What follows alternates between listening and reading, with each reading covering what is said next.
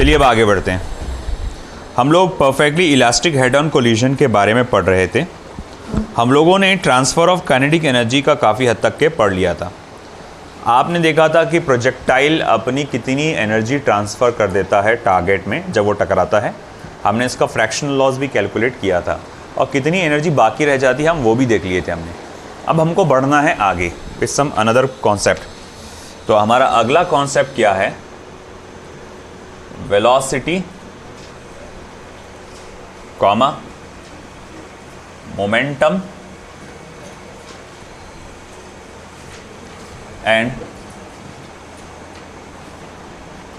Kinetic energy of stationary target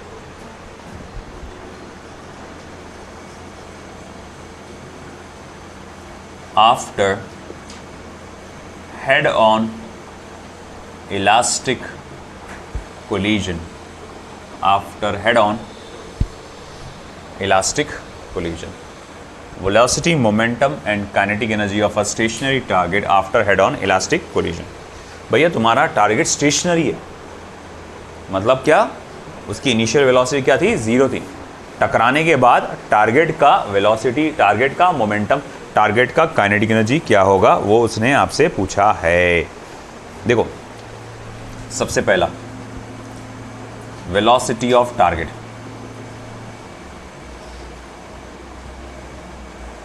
पहले इस concept पे ध्यान देते हैं।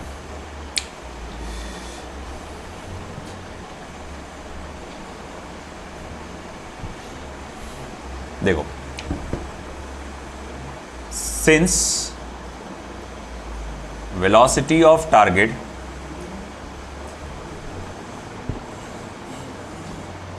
can be given as, जैसे कि हम लोग जानते हैं कि velocity of target को आप इस फॉर्मूले से दे सकते हैं। v2 is equals to m2 minus m1 upon m1 plus m2 into u2 plus twice m1 u1 upon m1 plus m2।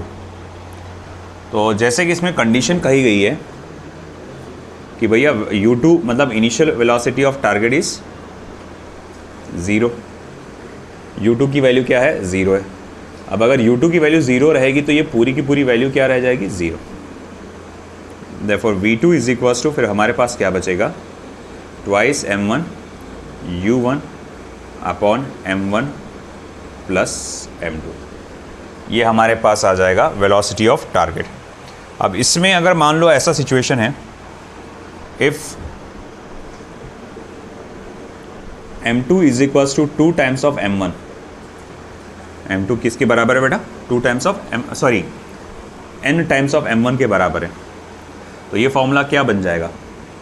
Therefore v2 is equals to twice of m1 u1 upon m1 plus n times of m1। m1 common निकालो, cancel हो जाएगा।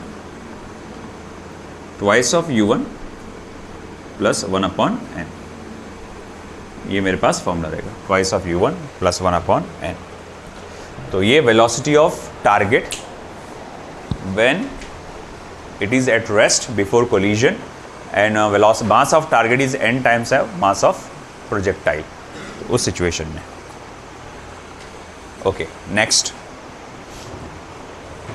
अगली चीज momentum of target.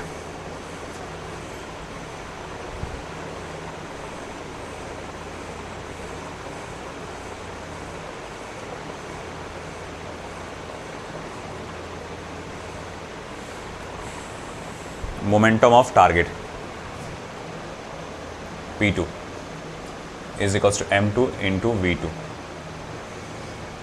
Okay, तो m2 into v2, v2 का formula देखो क्या है? Twice m1 m2 u1 upon m1 plus m2, ये फॉर्मूला आएगा।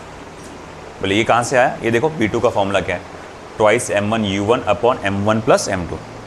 मोमेंटम में क्या होता है, मास इनटू वेलोसिटी, है ना। तो मैंने मास और वेलोसिटी को मल्टीप्लाई किया तो ट्वाइस m1 था पहले से, m2 आ गया, ऐसा आ गया। मगर जैसे कि मैं जानता हूँ कि अगर मैं ये कंसिडर करके चलूँ कि आपका m2 जो है ये n टाइम्स ऑफ m1 के बराबर है, m2 जो है n टाइम्स ऑफ m1 के बराबर है, तो फिर ये P2 क्या हो जाएगा, twice of m1 n times of m1 into u1 upon m1 plus n times of m1। अब देखो क्या होगा यहाँ पे, यहाँ से m1 कॉमन निकलेगा और इधर के एक m1 से कैंसिल हो जाएगा। यहाँ न्यूमरेटर में कितने m1 है, 2। Therefore P2 is equals to twice n m1 u1। ये मेरे पास मोमेंटम का फॉर्मूला आ गया।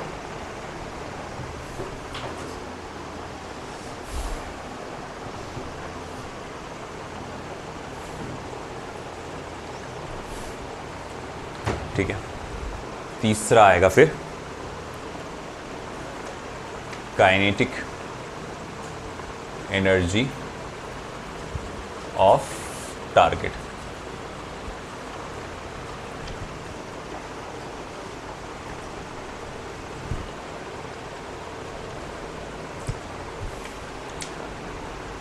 Kinetic energy of target half of m2 v2 का square. Okay, half of m2 v2 का स्क्वायर यानी कि हाफ ऑफ m2 v2 का square is twice m1 u1 upon m1 plus m2 का होल स्क्वायर। ओके, अगर मैं m2 की value nm1 डालता हूँ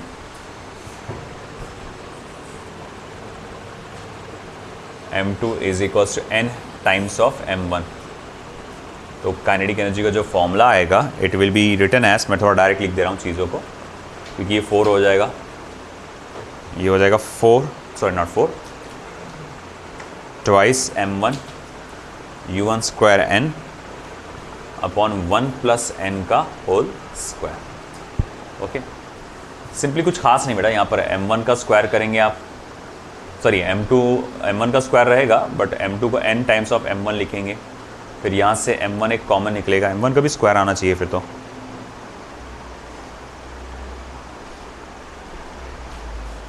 v2 का स्क्वायर क्या आया था अपने पास, अच्छा अगर मैं ये वाली वैल्यू डाल दूँ डायरेक्ट v2 स्क्वायर की और m2 के जगह n टाइम्स ऑफ m1 ले लूँ, ये ज़्यादा बेटर रहेगा।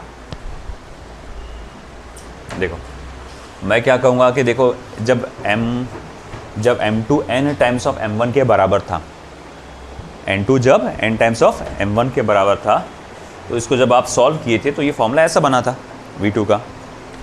तो अगर मैं यही खेल यहाँ पर खेलूँ, मैं बोलूँ कि देख भाई हाफ ऑफ, तुम m2 के जगह डाल सकते हो n मल्टीप्लाई बाय m1, हाँ या ना, m2 की जगह तुम क्या डाल सकते हो, n मल्टीप्लाई बाय m1। आप बोल रहे हो ना कि m2 का ये रिलेशन लेना है आपको, तो मैं v2 के जगह क्या लिख सकता हूँ, ये वाला पार्ट, तो twice of u1 upon 1 plus n उसका होल स्क्वायर। अब ऐसा है कि ठीक है चलो मान लिया, therefore kinetic energy of the target will be half of n twice of 2s नहीं 4 हो जाएगा, ये 4 m1 u1 square upon 1 plus n। तो देखो ये 2 और ये 2 कैंसिल हो जाएगा, kinetic energy is equals to twice n m1 u1 square upon 1 plus n। ये काइनेटिक एनर्जी का फॉर्मूला आ गया, है ना, ठीक है। टकराने के बाद देख लो ये, अब हम बढ़ने वाले हैं न्यूमेरिकल्स पे, ये जल्दी लिख लो फिर न्यूमेरिकल से बढ़ना है हमको।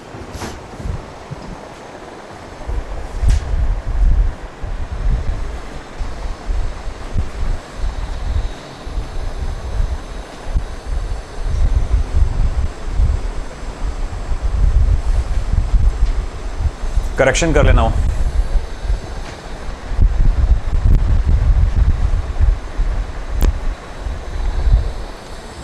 यहाँ पर 1 + n का होल स्क्वायर चाहिए था, ठीक है।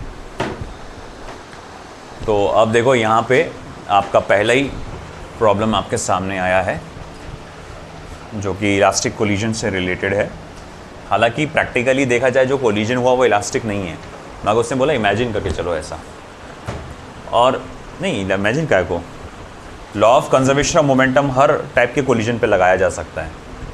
असल में law of conservation of momentum her collision पे लागू है, चाहे वो इलास्टिक हो, चाहे इनइलास्टिक हो, चाहे परफेक्टली अनइलास्टिक हो, वो हर जगह लागू है। हाँ, law of conservation of energy नहीं लगा सकेंगे आप। तो देखो भाई क्या दिया हुआ है, हमारा प्रोजेक्टाइल कौन है, कार है, हिट करने वाला कौन है, कार है, टारगेट कौन है, ट्रक है। किसे हिट कर रहे हैं हम, ट्रक को। तो चलो ठीक है, इस बात को ध्यान में रखते हुए कार का मास 400 किलोग्राम, कार की स्पीड कितनी है, 72 किलोमीटर पर आवर। रहने दो किलोमीटर पर आवर में ही रहने दो, क्योंकि आंसर भी किलोमीटर पर आवर में है आपको। फिर ट्रक का मास 4000 किलो, 10 पट ज़्यादा। ट्रक की initial speed 9 kilometre per hour. अब देखो कार के टकराने के बाद की उसकी फाइनल स्पीड कितनी है, -18। बोले माइनस क्यों आ गया, बाउंसेस बैक, ऑपोजिट डायरेक्शन में आया ना, वो टकरा के धड़ वापस ऑपोजिट डायरेक्शन में आया, इसलिए -18। आपको क्या पूछा है, ट्रक की फाइनल स्पीड पूछा हुआ है। ओके, कितने डेटा दिया है तुम्हारे पास, काउंट करो, 5। छठा वाला पूछा है, बोलो क्या लगना चाहिए यहाँ पे, law of conservation of momentum बताया था ना मैंने कि 5 डेटा दिया रहेगा, छठा पूछा रहेगा कोई तो भी। तो मैं बोलूँगा by law of conservation of momentum, m1u1 plus small m into small u, capital M into capital U is equals to small m into small v plus capital M into capital V। चलो ठीक है, तो ये है 400 multiply by 72 plus 4000 multiply by capital U is how much, 9, that equals to small u m again, that is 400, small v is how much, it is around -18, तो मैं minus sign डाल दूंगा पहले, plus capital M is 4000 and we need to calculate capital V। अब देखो सबसे पहले यहाँ साफ नज़र आ रहा है यार, 400 से डिवाइड कर डाल, पूरी इक्वेशन में 400 कॉमन है ना, तो वह 400 से डिवाइड कर डालो, तो बचेगा क्या, 72 plus 10 multiply by 9 -18 plus 10 multiply by V, ये क्या हो जाएगा 90, ये -18 को इधर ले गया, 72 plus 90 plus 18 is equals to 10 V। अच्छा 72 प्लस 18 कितना होता है, 72 प्लस 18 कितना होता है 90, और 90 प्लस 90 कितना हो जाएगा 180, 180 इज इक्वल्स टू 10 V। अब तो बोलने की ज़रूरत नहीं है, 18 kilometre per hour. Second option is the correct answer. आया समझ में? So here you have seen कि किस तरह से law of conservation of momentum लगा के हम इसे सॉल्व कर सकते हैं।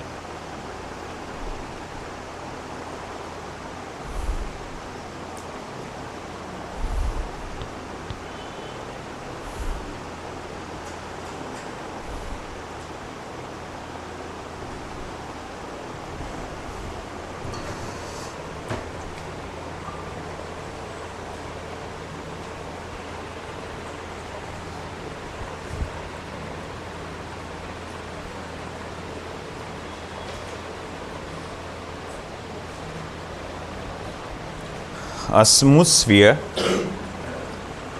of mass capital M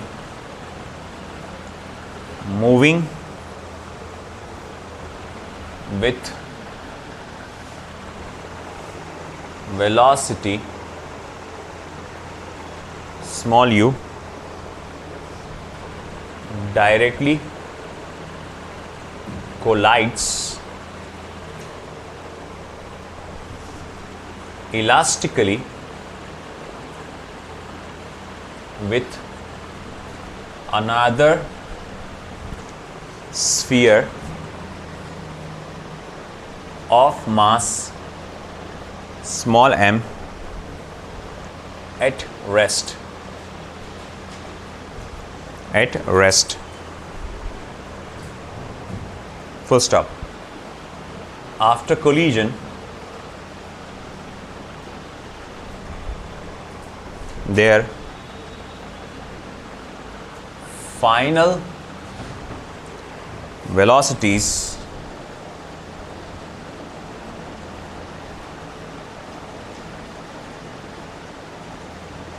are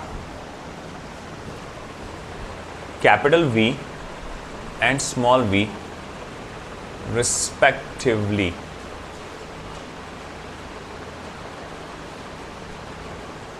Full stop. The value of small v is first option twice u capital M upon small m.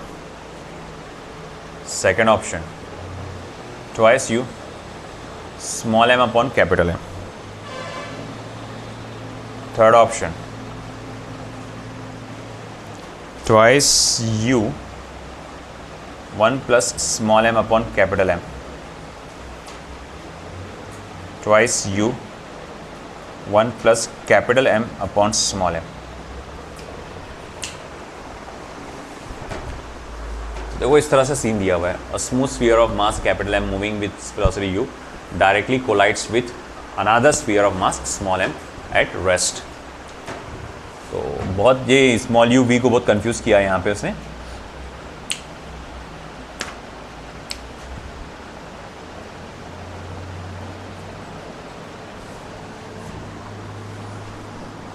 Smooth sphere of mass capital M traveling with velocity small u collides with another sphere of mass small m और at rest था ये. फिर ये दोनों आपस में टकराए. टकराने के बाद क्या हुआ, मास m वाला जो स्फीयर है वो आगे बढ़ा with final velocity capital V. अब छोटू वाला जो स्फीयर है वो आगे कितनी स्पीड से बढ़ा, स्मॉल v वेलोसिटी से. तो value of small v is small v की वेलोसिटी पूछा उसने. स्मॉल v की वेलोसिटी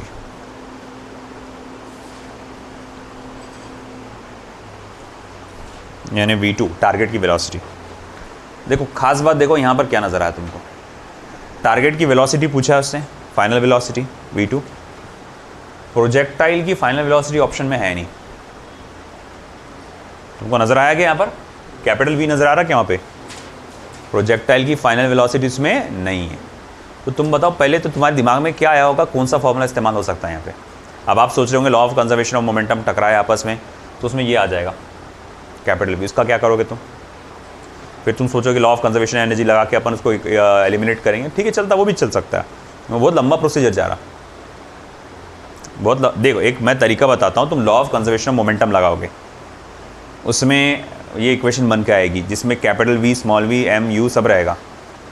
मगर तुमको कैपिटल V नहीं चाहिए, तो अब दूसरा क्या बचा, law of conservation of energy. ये दो ही लॉ है जो मोशन पे लगते हैं. एक है law of conservation of momentum और एक है law of conservation of energy, है ना. दोनों में से कहीं ना कहीं मोशन में लग जाता है लॉ. तो मैं बोलूँगा अब यार मेरे को V एलिमिनेट करना है, तो मेरे को यार कोई एक और ऐसी इक्वेशन चाहिए होगी जिसमें ये सब आते हो, उसमें से मैं V की वैल्यू निकालूंगा, इसमें डाल दूंगा. आप कर सकते हैं, आप V की वैल्यू निकालो, इसमें डाल दो, आपका आ जाएगा आंसर. मगर ये थोड़ा लेंदी प्रोसीजर हो जा रहा ना. यही कंसेप्ट का इस्तेमाल करके पहले law of conservation of momentum, बाद में law of conservation of energy लगाकर आपने दो खास वेलोसिटीज़ बनाए थे. वो याद है, प्रोजेक्टाइल और टारगेट की वेलोसिटी. मैंने बोला था इसमें अगर प्रोजेक्टाइल की वेलोसिटी चाहिए तो उसमें टारगेट की वेलोसिटी की ज़रूरत नहीं है, या टारगेट की वेलोसिटी चाहिए तो उसमें प्रोजेक्टाइल की वेलोसिटी की ज़रूरत नहीं है. उसमें बताया था ना मैं दो वेलोसिटीज़. अब किसकी वेलोसिटी चाहिए तुमको, टारगेट की. तो चलो फिर करो उसको सॉल्व. तो जैसे कि तुम्हारे पास एक फॉर्मूला है, बोलो भाई क्या फॉर्मूला है, किसी को याद होगा, किसी ने किया. Since v2 is equals to क्या था वो formula, m2 minus m1 upon m1 plus m2 into u2 plus twice m1 u1 upon m1 plus m2। हाँ या ना, ये था ना, ये वाला इस्तेमाल करो। देखो यहां पर तो u2 तो जीरो है ना, तो ये पूरा का पूरा पार्ट जीरो हो जाएगा। बचा क्या फिर, v2 is equal to twice m1 u1 upon m1 plus m2। अच्छा m1, v2 म्हणजे काय, ते स्मॉल v आहे, 2 टाइम्स m1 कौन है, कैपिटल M, u1 क्या है तो बोले वो यूज है, capital M plus small m। अरे सर नहीं है ऐसा, अरे कुछ नहीं बेटा, नीचे ले जाओ उसको, है ना, तो कैपिटल M इसके डिवीजन में लेके जा, twice u capital M plus small m upon capital M। तो small v is equal to twice u 1 plus small m upon capital M। ये आ गया। कौन सा ऑप्शन आ रहा, सी ऑप्शन। समझा कि नहीं समझा, है ना। हाँ, एक और प्रोसीजर जो बताया, पहले law of conservation of momentum की इक्वेशन बनाओ, फिर अगर भाई जिसी को फॉर्मूला याद नहीं है वो वही करना। क्या हो गया,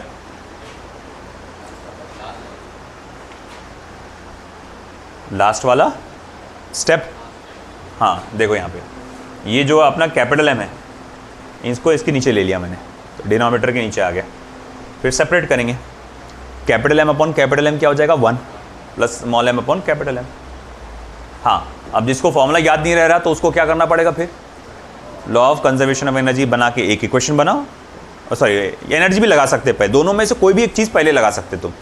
पहले law of conservation of momentum लगा के इक्वेशन बनाओ, या law of conservation of energy लगा के एक इक्वेशन बनाओ। अगर तुमने पहले law of conservation of momentum की इक्वेशन बनाए तो बाद में किसकी इक्वेशन बनाएंगे, law of conservation of energy की। अगर पहले तुमने law of conservation of energy की इक्वेशन बनाए तो बाद में law of conservation of momentum की। ये दो इक्वेशन बनेंगी, किसी एक इक्वेशन में से कैपिटल V की वैल्यू उठाओ, दूसरी इक्वेशन में डाल दो, है ना। ये करके आ जाएगा, मगर वो लंबा जाएगा, बहुत लंबा जाएगा प्रोसीजर, बहुत मतलब थोड़ा सा लंबा जाएगा इससे। तो इससे अच्छा ये याद रखो ना, ये डायरेक्ट हो जाता काम तुम्हारा।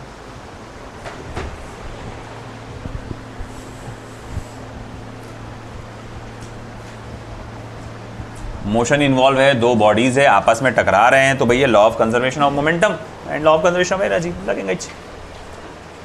Next,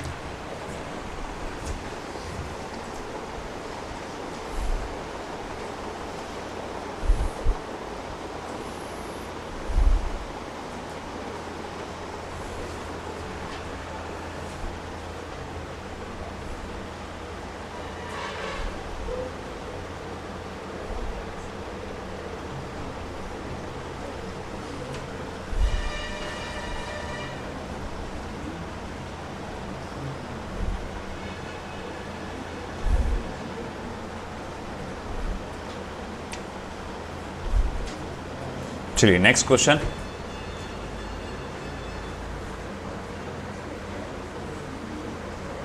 a moving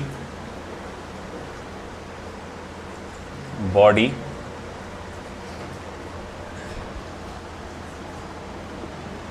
with a mass m1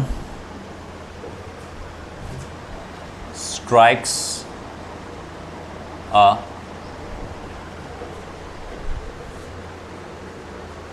stationary body of mass m2, full stop. The masses m1 and m2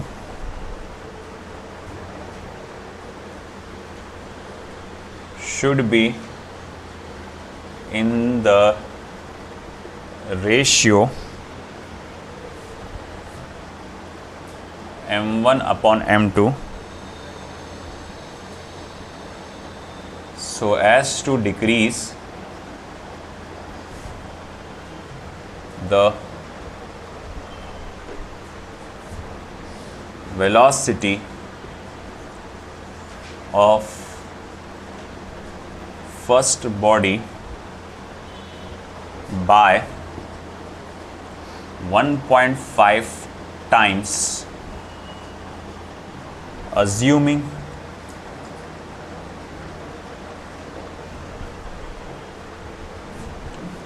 perfectly elastic impact. First up, then ratio m1 upon m2 is, first option 1 upon 25, 1 upon 5, 5 and 25.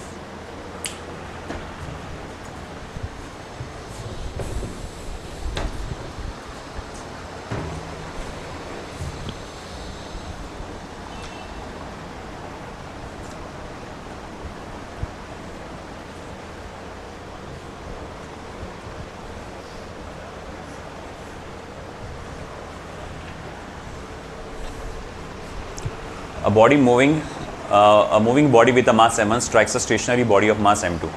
अब stationery है body m2, जो मेरा target जो है वो stationery है, तो कुछ डेटा मैं लिख लेता हूँ कि भैया यहाँ पर जो टारगेट है वो स्टेशनरी, यानी u2 की value 0। The masses m1 and m2 should be in the ratio, यानी m1 और m2 का आपको रेशियो पूछा गया है, so as to decrease the velocity of first body by 1.5 times. हाँ, ये देखो, ये यहाँ बहुत लोग गड़बड़ कर सकते हैं। So as to decrease the velocity of first body by 1.5 times. तो फर्स्ट बॉडी यानी कि v1 जो होगा, कई लोग क्या समझेंगे कि u1 माइनस 1.5 करना है ना भाई, 1.5 बोल रहा ना वो, नहीं वो टाइम्स वर्ड आ गया ना। टाइम्स बोले तो क्या होता, मल्टीपल। टाइम्स क्या होता, मल्टीपल। मगर वो इंक्रीज करना होता, अगर मैं मल्टीप्लाई करता तो वो बढ़ जाता था ना, वो तो बढ़ाना थोड़ी है, कम करना है, तो डिवाइड करना पड़ेगा, 1.5 गुना कम करना है उसको। समझे कि नहीं समझे? तो v1 is equal to u1 upon 1.5, और आपसे पूछा है m1 अपॉन m2 का रेशियो क्या है। अब आप अगेन बोल रहे होंगे sir law of conservation momentum लगा दो। बिल्कुल लगा दो, प्रॉब्लम है v2 नहीं है। क्या प्रॉब्लम आ गया? v2 नहीं है। तो अब क्या करोगे तुम? हो जाएगी गड़बड़। तो v2 वाला फिर से प्रॉब्लम आ जा रहा, तो फिर मैं बोलूँगा फिर क्या करते हो, वो लॉ ऑफ कंजर्वेशन मोमेंटम लगाओ, फिर law of conservation of energy लगाओ, फिर v2 की वैल्यू एक में से निकाल के उसमें डालो, फिर v1 की इक्वेशन बनी, फिर इस्तेमाल करो। तो क्यों ना तुम डायरेक्ट v1 की तैयार इक्वेशन का इस्तेमाल करो, वो 2 स्टेप से बच जाओगे तुम, है ना। तो बोले क्या है v1 की तैयार equation? v1 is equals to क्या है, m1 minus m2 upon m1 plus m2 into u1, है ना, plus twice of m2 u2 upon m1 plus m2। 2-3 बार रट्टा मारो, तुमको खुद समझ में आ जाएगा पैटर्न क्या है उसका, है ना। तो भैया ये हमारे पास v1 की इक्वेशन, इसमें v2 कोई जरूरत नहीं, डायरेक्ट इस्तेमाल कर सकते हैं आप। अब देखो v1 की जगह क्या लिख सकते हैं तुम। पहली बात तो u2 0 है तुम्हारा, तो u2 0 है, since u2 is equals to 0, तो ये पूरा का पूरा पार्ट 0 हो जाएगा। अब बचेगा ये, मैं v1 की जगह क्या डाल सकता हूँ, तो बोले यार u1 अपॉन 1.5 लिख सकते हो। तो u1 upon 1.5 equals to m1 minus m2 upon m1 plus m2 into u1। u1 और u1 क्या हो गया, cancel. 1.5 can be written as 3/2, 3/2, 2 चला जाएगा ऊपर, 2/3 is equals to m1 minus m2 upon m1 plus m2। Okay, go for cross multiplication, twice m1 plus twice m2, thrice m1 minus thrice m2। Okay, इसको तो लेके जाओ, इसको तो लेके आओ, ये हो जाएगा 5m2 1m1, m1 upon m2 is equals to 5 upon 1, यानी कि 5, सी ऑप्शन। ओके बेटा, समझ में आया? अच्छी बात है, नहीं समझा पूछ लो कुछ।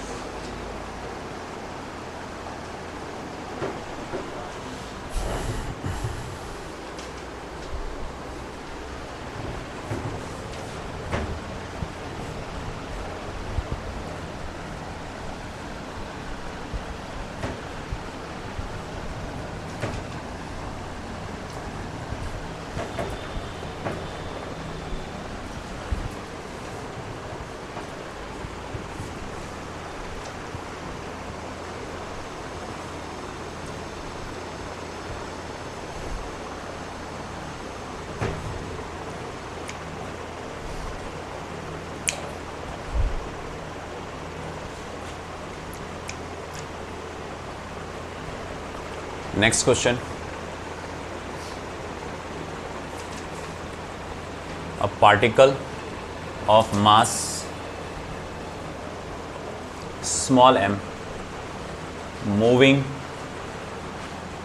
with speed 6 meter per second. Full stop. If small m is very much less than capital M, then for one dimensional elastic collision,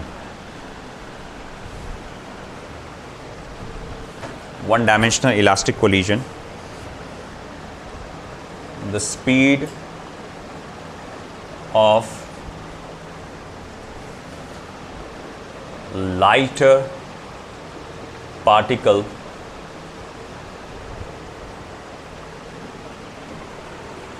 after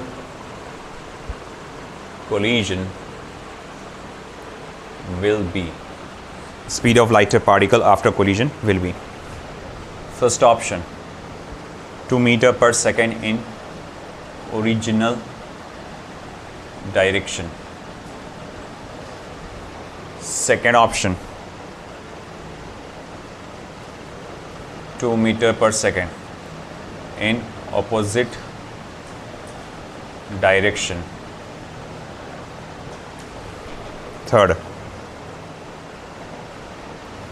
4 meter per second in opposite direction. 4 meter per second in original direction. और एक diagram दिया गया है आपको यहाँ पे, this is small m, this is capital M, this is traveling at a speed of 6 meter per second and this one is traveling at a speed of 4 meter per second. बोलिए क्या रहेगा? किसका स्पीड पूछा हुआ है? Particle मतलब projectile का speed after collision क्या रहेगा? और ट्रक और बॉल वाला केस है ये. अरे भाई सिंपल सी चीज़ है, भारी वाली चीज़ का स्पीड डबल करो, हल्की वाली चीज़ का स्पीड माइनस करो u1 निकालने के लिए, v1 निकालने, sorry, v1 is equals to twice of u2 minus u1. 2 into 4 minus 6, 8 minus 6 यानी कि +2 मीटर पर सेकेंड. अब आंसर प्लस में आने का मतलब क्या हुआ?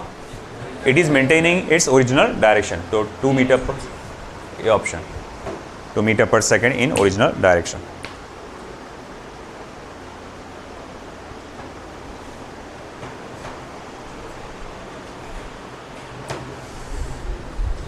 अभी बेटा ये कपड़ा, thank you.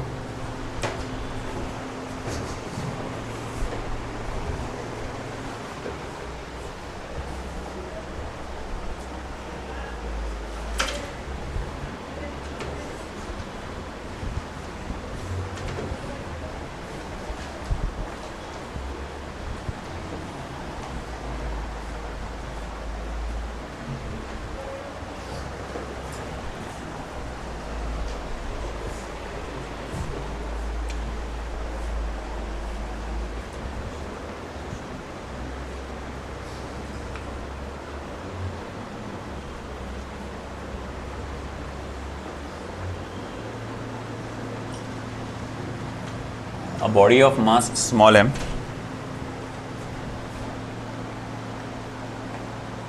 moving with velocity small v makes a head-on collision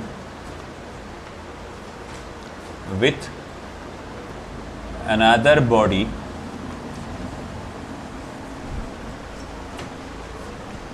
of mass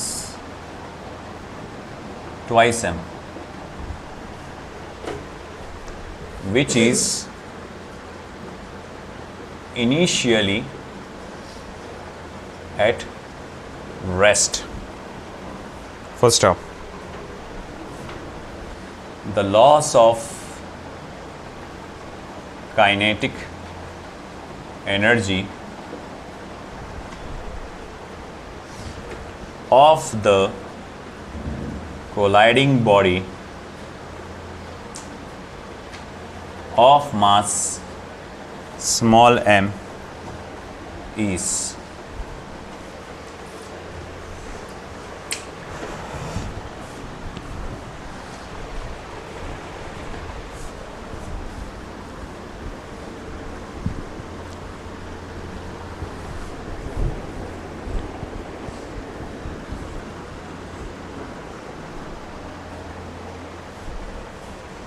So first option is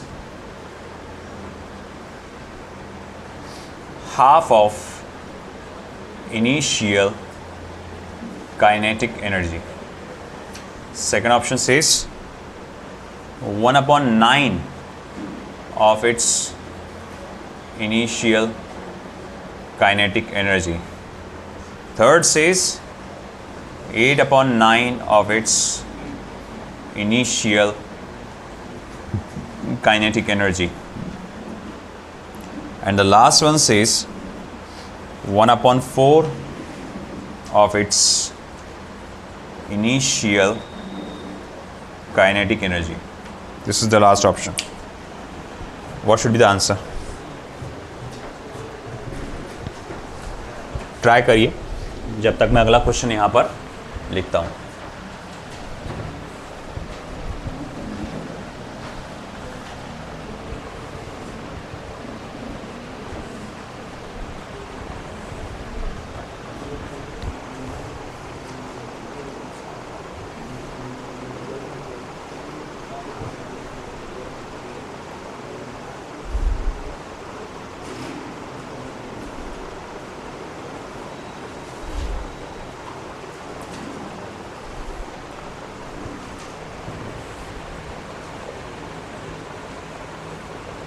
A moving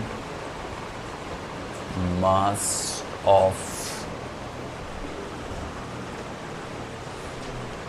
8 kilogram collides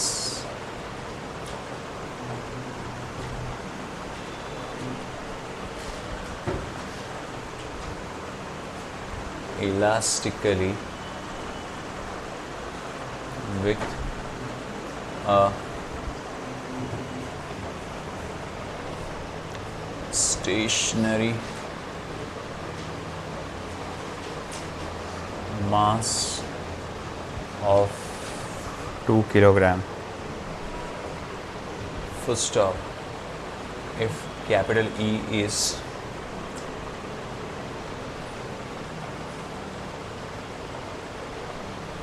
initial kinetic energy of the mass, comma,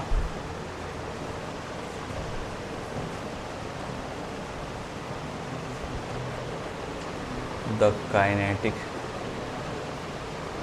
energy left with it after collision will be. First option 0.80 E, 0.64 E, 0.36 E,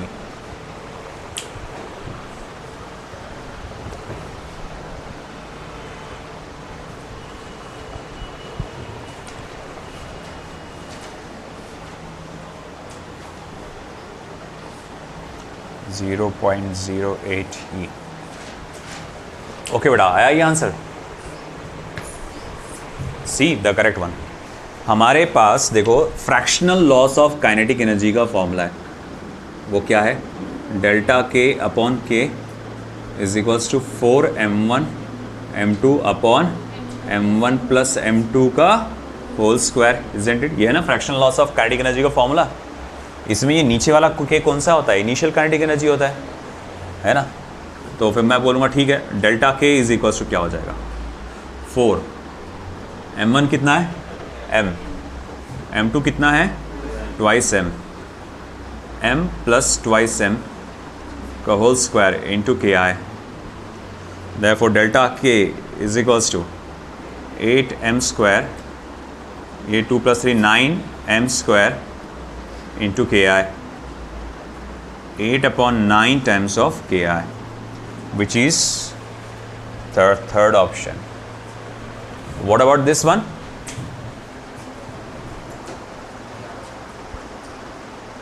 A moving mass of 8 kg collides elastically with a stationary mass of 2 kg. Once again stationary target. अब kinetic energy retained पूछा है उसने, कितनी fractional of kinetic energy इसमें बाकी रह जाएगी, है ना? अरे भाई फिर से वही एक फॉर्मूला है नहीं क्या? तुमको कुछ नहीं आता। डेल्टा के अपॉन के रिटेन्ड बचा हुआ क्या है? तुम लोग यार वही ना, तुम बोलते सर आ नहीं रहा, क्या करें यार? बोले तो अरे भाई तुम फॉर्मूला ही लर्न नहीं करते यार, है ना? तो m1 minus m2, 8 minus 2, 8 plus 2, इसका होल स्क्वायर, यानी कि 0.6 का स्क्वायर, यानी कि 0.36। तो delta K is 0.36 times of initial kinetic energy, यानी कि 0.36 times of E. Is there anything है as such? The third option.